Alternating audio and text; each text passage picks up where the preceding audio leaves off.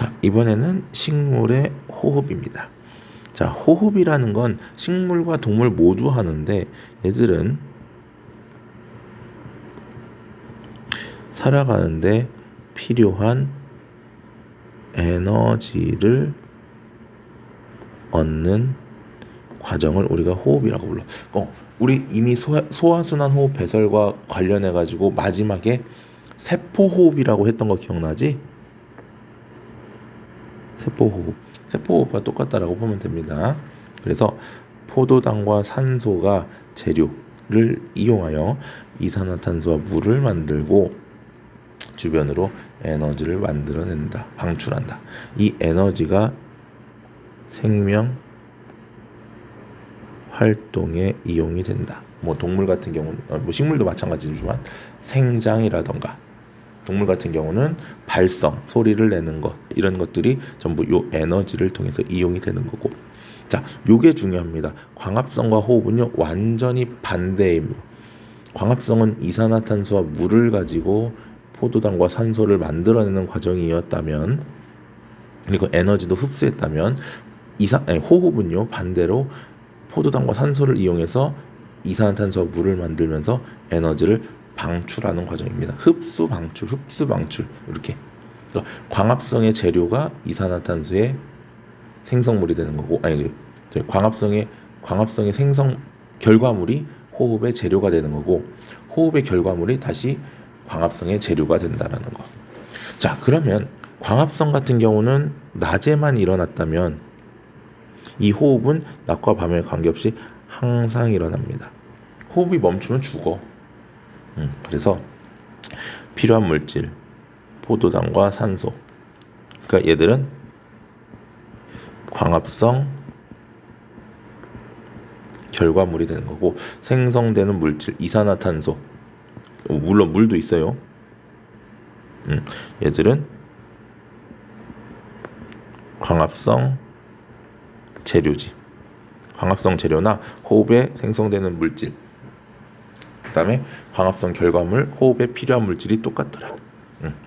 자, 그래서 하나는 시금치를 넣어놓고, 자, 얘는 어두운 곳에 둡니다. 그 이유는 광합성을 못하게 하기 위해서. 그리고 얘는 아무것도 없어요. 그리고 여기다 석회수를 놨더니 요 녀석이 어떻게 되겠어? 뿌옇게 흐려집니다. 자, 그 얘기는 뭐가? 이산화탄소가 발생했더라. 그러니까 아까 호흡의 결과물인 기체는 꺼져가는 향 또는 향불을 갖다 댔었지만 광합성 결과 기체를 확인하기 위해서는 향불을 갖다 댔지만, 이 호흡의 결과 기체를 확인하기 위해서는 석회수를 갖다 놓으면 됩니다. 그래서 이 광합성과 호흡은요, 광합성은 엽록체가 있는 세포, 주로 잎이었고, 호흡은 모든 세포, 얘는 뿌리, 줄기, 잎 상관없이 모든 세포에서 다 일어납니다.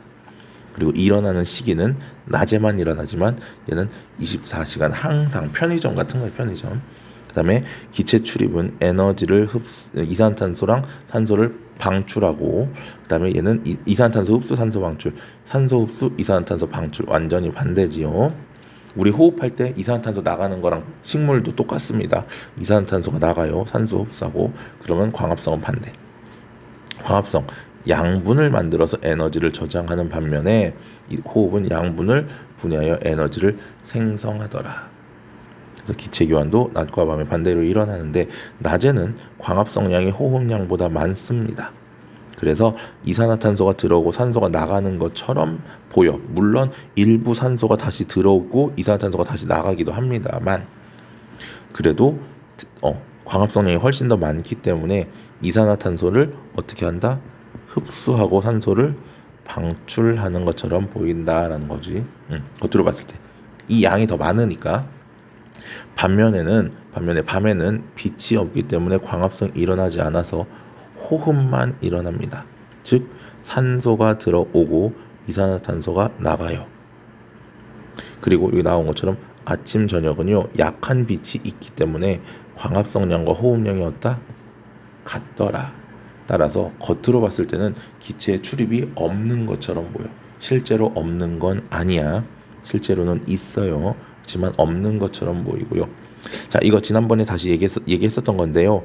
엽록체에서 광합성으로 만들어진 포도당은 잎에서 사용되거나 일부가 녹말로 바뀌어 저장이 됐다가 설탕으로 바뀌어 밤에 체관을 통해 각 기관으로 운반이 되고 다시 여기서 사용이 될 때 녹말 형태로, 즉 사용하고 남은 양분들은 뿌리, 줄기, 열매, 씨 등에 저장이 된다. 녹말 형태로.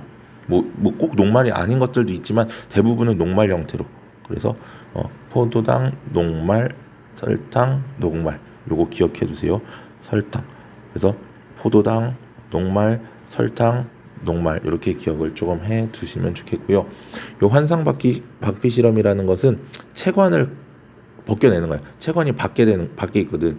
체관을 벗겨내면 위쪽에서 잎에서 만든 양분들이 아래로 못 내려가니까 요 위에 쌓여, 두꺼운 부분에.